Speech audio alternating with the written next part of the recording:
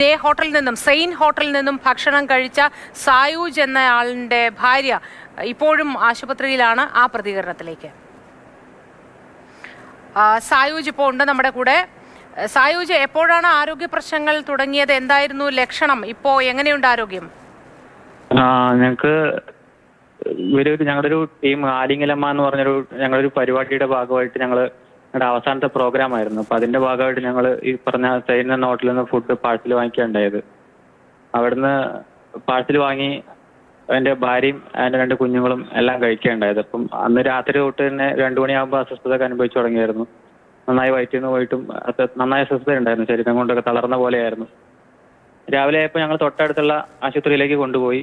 അവിടെ എത്തിയിട്ട് അപ്പം പ്രാഥമികമായിട്ടുള്ള കാര്യങ്ങളെല്ലാം ചെയ്തു, ട്രിപ്പെല്ലാം ഇട്ടു, കാര്യങ്ങളൊക്കെ ചെയ്തു. പിന്നെ ഏകദേശം എൻ്റെ മകന് ഏകദേശം പനി തുടങ്ങിയാണ്. ആ സമയത്ത് കാലത്ത് പ്രശ്നം ഉണ്ടായിരുന്നില്ല, പക്ഷെ കുറച്ച് കഴിയുമ്പോഴേക്കും എൻ്റെ മകന് ഇതുപോലെ ചെറുതായിട്ട് വയറുവേദനയും പനിയും ഒക്കെ ഉണ്ടായിരുന്നു. അവിടുന്ന് ഞങ്ങൾ ഏകദേശം ഉച്ചയൊക്കെ ആകുമ്പോഴത്തേക്കും വലിയ കുറവ് തോന്നിയപ്പോൾ ഡിസ്ചാർജ് ആയിട്ട് വീട്ടിലേക്ക് വന്നു. വീട്ടിലേക്ക് വന്നതിന് ശേഷം വീണ്ടും ഉച്ചയ്ക്ക് ശേഷം വീണ്ടും അസ്വസ്ഥതകൾ തോന്നി തുടങ്ങിയും പനിയും കാര്യങ്ങളൊക്കെ വീണ്ടും വന്നു. വിറയലും കാര്യങ്ങളൊക്കെ ഉണ്ടായിരുന്നു, വയറ്റിൽ നോക്കൊക്കെ ഉണ്ടായിരുന്നു. അവിടുന്ന് മകനെയും വൈഫിനെയും കൂട്ടി ഞാൻ വീണ്ടും തൊട്ടടുത്തുള്ള പ്രാഥമിക കേന്ദ്രത്തിലേക്ക് കൊണ്ടുപോയി.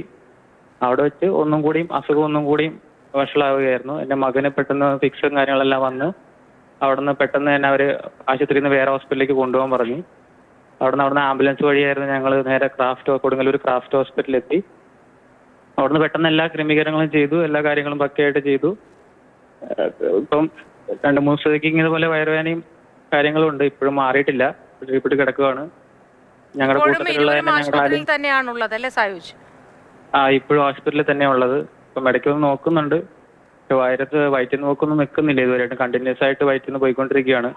ഞങ്ങളുടെ കൂട്ടത്തിലുള്ള ഒരു ആളിപ്പോഴും ICUലാണ്. ICU ഇതുവരെ മാറ്റിയിട്ടില്ല. ഞങ്ങളുടെ കൂട്ടത്തിലുള്ള ബാക്കിയുള്ളവർ 1-2 പേര് ഞങ്ങളുടെ കൂടെ തന്നെ സെയിം ഹോസ്പിറ്റലുണ്ട്.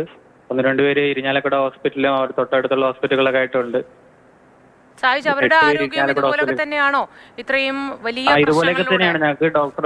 ഞങ്ങൾക്ക് കിട്ടിയ അറിവ് പ്രകാരം ഇത് കണ്ടിന്യൂസ് ആയിട്ട്, അതായത് ഇത് നന്നായി ബാധിച്ചിട്ടുണ്ട്, ശരീരത്തിന് നന്നായി ബാധിച്ച കാരണം കൊണ്ട് ഇത് കണ്ടിന്യൂസ് ആയിട്ട് ഒരു 3 ദിവസം തുടർച്ചയായിട്ട് ഉണ്ടാവുമെന്നാണ് പറഞ്ഞത്. പനി കുറയും, പിന്നെ ഒന്ന് വീണ്ടും കഴിക്കും. വേറൊരു ഫുഡും കാര്യങ്ങളൊന്നും കൊടുക്കാൻ പറ്റില്ല.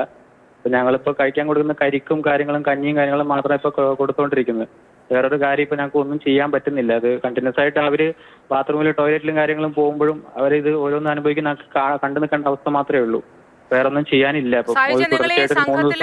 മുഴുവനായി എത്ര പേരുണ്ടായിരുന്നു?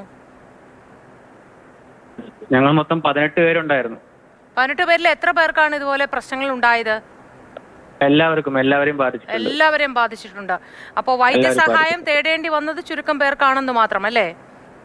എല്ലാവരെയും ബാധിച്ചിട്ടുണ്ട്. എല്ലാവരും ഹോസ്പിറ്റലാണ്. അവിടെ ഇവിടെയൊക്കെ ആയിട്ട് എല്ലാവരും ഹോസ്പിറ്റലുകളാണ്. ആശുപത്രിയിലാണ്. അതെ. സായുജനും ആരോഗ്യ പ്രശ്നങ്ങളുണ്ടോ? കാര്യമായുണ്ടോ? ഇല്ല, എനിക്കില്ല. ഞാൻ അവിടെ പോയിരുന്നു, പക്ഷെ ഞാൻ ഫുഡ് കഴിച്ചിട്ടില്ലായിരുന്നു. ശരി.